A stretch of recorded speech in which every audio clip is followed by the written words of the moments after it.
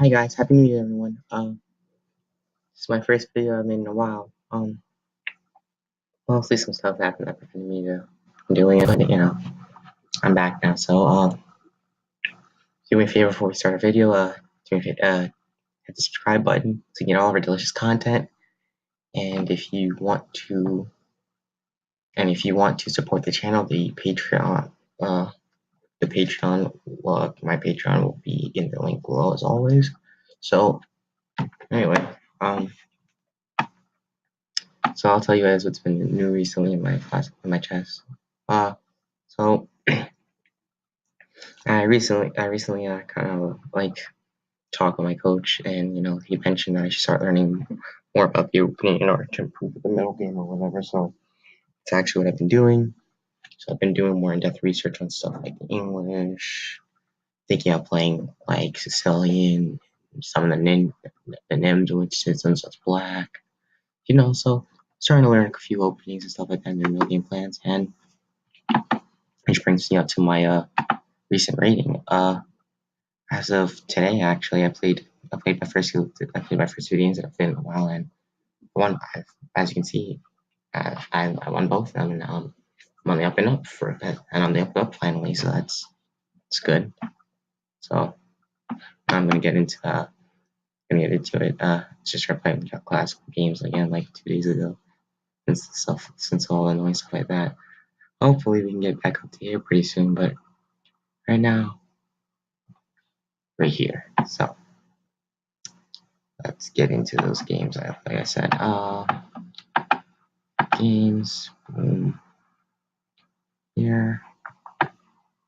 So the recent game I won was against Offensive, but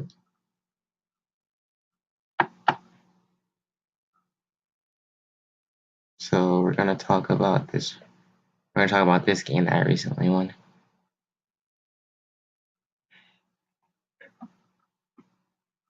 Okay, so let's analyze the board.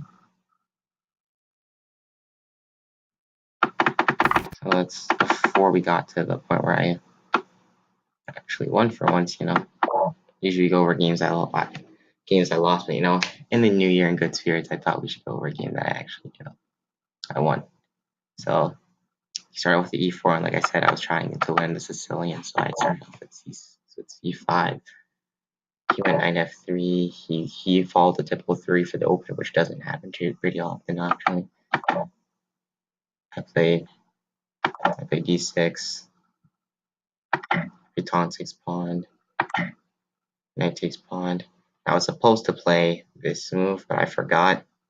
So they don't get to play the Maroczy bind or whatever. It's a huge mistake. You're supposed to allow them to play, because you're not supposed to allow them to play this, because then he goes into the Maroczy bind variation, and it's pretty bad. Luckily, my opponent didn't know the theory that well, so he played this instead.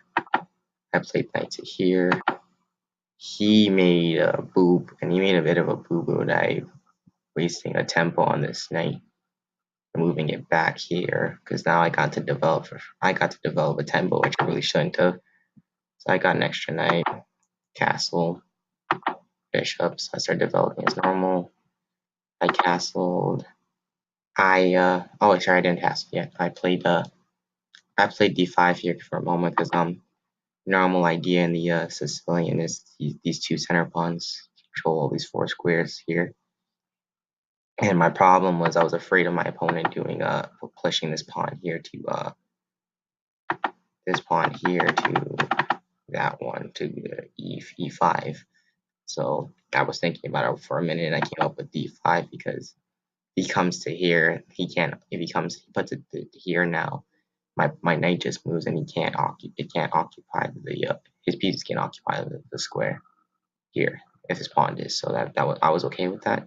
And he decided to do it anyway, and this gave me an opportunity. This also was the second part of my idea, to reposition my knight here to have a lot of firepower on that pawn. I'm not sure what the computer's idea behind that, but I just castled. So now he's trying to build up pressure on this file. I made a boo-boo here, because I always forget about Empress on Castle. I always forget about Empress on. So I thought it was the best way to meet it. The best way to meet it by far. But I forget about first one still sometimes, so it sucks. Luckily for me, I had knight f6 here. It was fine. I played extra knight here, and actually, after some deep thought, I actually came up with the correct this e5 move. I rationalized after this h7 check that after king h8, my his bishop wouldn't have too many places to go. Because he went here, I would have pushed the pawn still here, and it would have to fall back, and then I could have, and like with my open rook and stuff like that, I could begin to counterattack, and that's kind of what started to happen here. He went to here, which is also a line I considered, and I still play e4 here, because then after that, his bishop's kind of trapped. He played this check, which was interesting, but I still go up. I still go up the exchange after e5. And I take, and my position is definitely better. As you can see, his pieces here, and here are still in the back rank. Meanwhile, my knight's beautifully placed. A lot of these knights are beautifully placed, and these bishops are ready to get into the game very quickly, followed by the rook. Knight to here, I jumped. I noticed that I can put my knight into even better square, and I put it there with tempo, so it's pretty cool. He played rook e3. I play c5 to put attacking his rook, putting more pressure on. He pushes his rook back. I missed his bishop's h3 idea, but I went for d4, which I thought was pretty good too. He went pawned. Oh, I should have went queen to here, huh? I see. That makes some sort of sense, actually. I didn't think about that. Curious about the line for that for a moment. Ah, okay. Yeah, okay. I decided to go for here instead. And e2'd. Sorry, I skipped the knight move. So I decided to go h5 instead. I'm sorry to go for h5 instead. And he took here. I took his rook here. He should have took my bishop here, but he didn't take my. He took my knight instead, which was a big mistake. Big mistake. Because now I got this check in, and now I have a bunch of mate threats in it.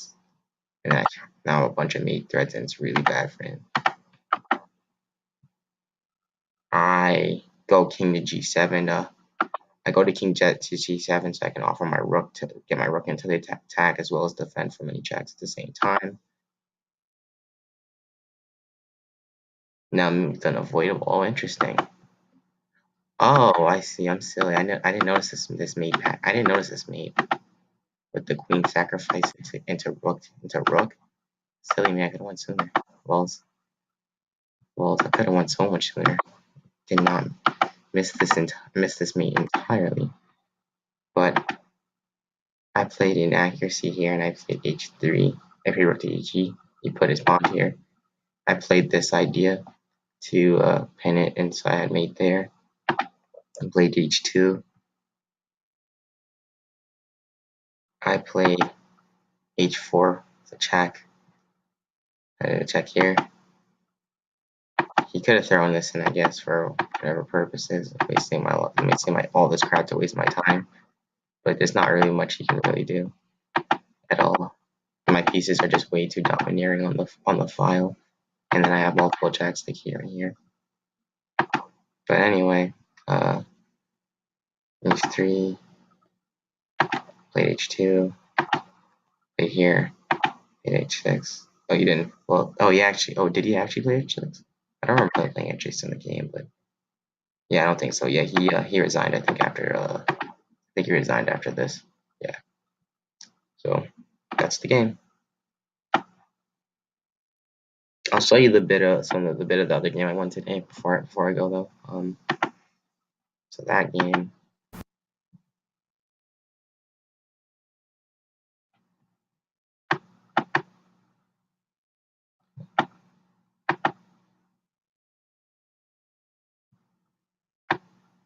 So I'll go to that one real quick.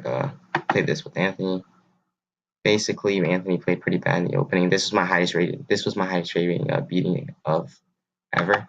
I'm pretty bad about this one too.